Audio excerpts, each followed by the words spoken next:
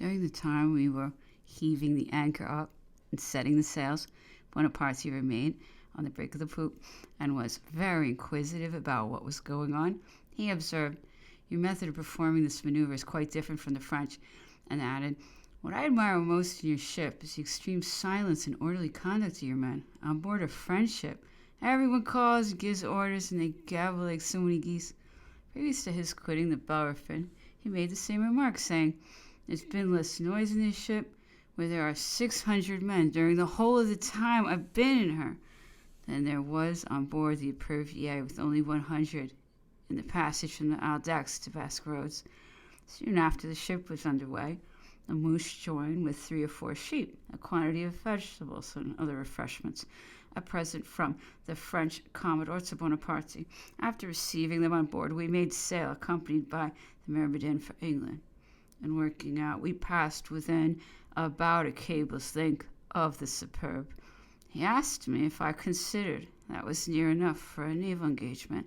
I answered that half the distance, or even less, would suit much better, as it was a maxim in our navy not to be further from our enemy than to give room for working the yards and maneuvering the ship. He remained upon deck all the time the ship was beating out of the Portuguese Antioch. Having cleared the Chasseron shoal about 6 p.m., dinner was served. He conversed a great deal at table, and seemed in very good spirits, told several anecdotes of himself, among others one relating to Sir Sidney Smith. Knowing that I had served under that officer on the coast of Syria, he turned to me and said, "Did Sir Sidney Smith ever tell you the cause of his quarrel with me?" I answered that he had not. "Then," said he, "I will. When the French army was before St. Jean d'Acre, I had a paper privately distributed among the officers and soldiers tending to induce them to revolt and quit me, on which I issued a proclamation denouncing the English commanding officers madmen and prohibiting all intercourse with him.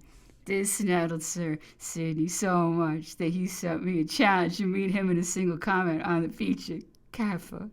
My reply was that when Marlborough appeared for that purpose, I should be in his service, but I had other duties to fulfill besides fighting a duel with an English commodore. He pursued the subject of Syria and said, patting me, who was sitting next to him, on the head, "If it had not been for you English, I should have been Emperor of the East. But wherever there is water to float a ship, we are sure to find you in our way." During the 17th and 18th of July, the weather was very fine, and nothing of note occurred. Several strange vessels were seen, about which Bonaparte and his attendants were very inquisitive, in order, I presume, that they might judge whether they would probably have escaped or not, had they put to sea.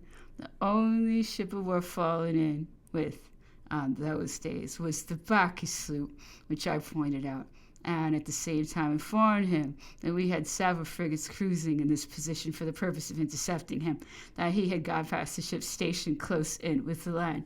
This, as it afterwards appeared, was not the case, the Endymion having gone over into the Gironde, the Liffey having sprung her bowsprit and returned to England, and the others from various causes having quitted the station, so that, had he passed the squadron off Rochefort, there can be little doubt he would have made his voyage in safety to America. About this time, Bonaparte amused himself by playing at cards after breakfast. The game was 20, in which all the party joined except myself. He proposed that I should play with them, but I told him I had no money, making it a rule to leave it all with my wife before I went to sea, on which he laughed and good-humoredly offered to lend me some, and trust me until we arrived in England. I, however, declined his offer, having the numerous duties of the ship to attend to.